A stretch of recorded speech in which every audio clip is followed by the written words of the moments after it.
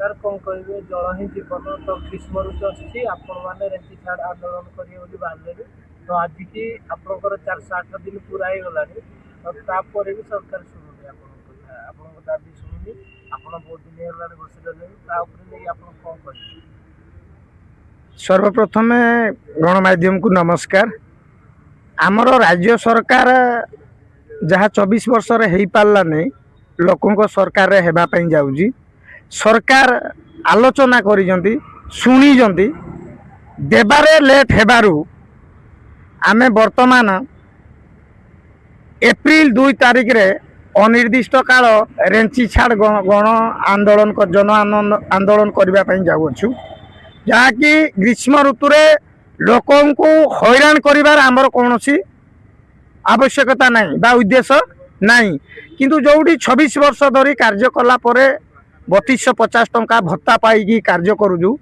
बहुत कष्ट लगुच तो मुझे आम समस्त पंप ऑपरेटर एवं नलकूप मेकानिक मान को अनुरोध करू कि जे राज्य सरकार 100% कार्य करिसेंती ब्लॉक रु दरमा पाइबा आम जाऊँच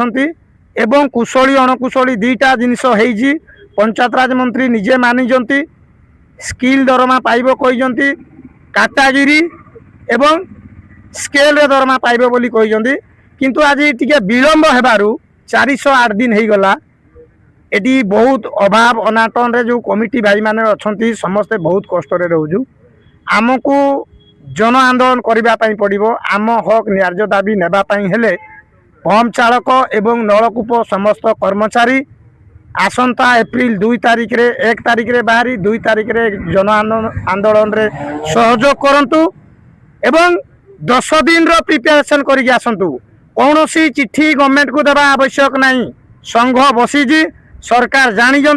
सरकार विलंब करी महासंघ मनरे असंतोष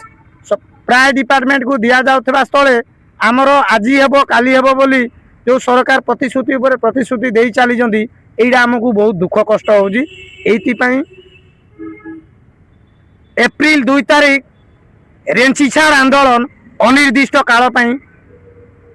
राजरास्ता लयर पीएमजी गांधी मार्ग रे हेबाकू जाउछि एणु गणमाध्यम आमे आपण को जणाइछु कहीं आमे तो सेमिति संभ्रांत संगठन नुह जे आमे ओटीवी ईटीवी कलिंग नक्षत्र को डाकिबू आपण माने जो आसिकी आमर सबु बेले न्यूज परिवेशन करिजंती ओडिशार जनसाधारण को देखई थांती सेति आपण को बहुत कृतज्ञता आ जदि आम कर्मचारी ओटीवी नक्षत्र अर्गज को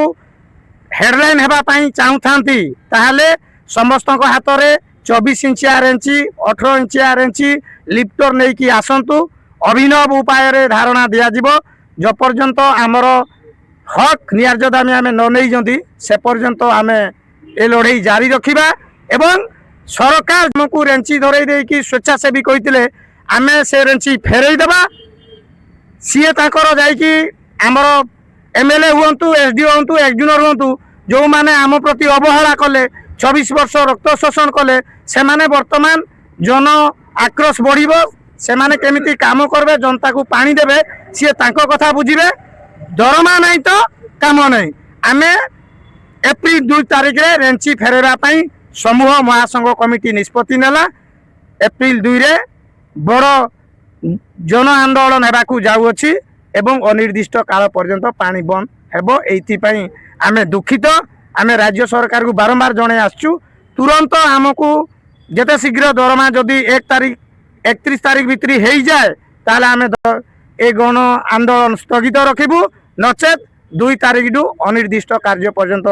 जन आंदोलन जारी रहिबो एतिपई राज्य रे थिबा कोटी कोटी जनसाधारण जदि पानीय जल रु वंचित होती ताले आमको क्षमा करेंगे कहीं 26 वर्ष धरी 3250 टंका आम चली आसीचु चलवा बहुत कष्ट होउजी सेतिपई राज्य सरकार मुख्य दायी रहिबे।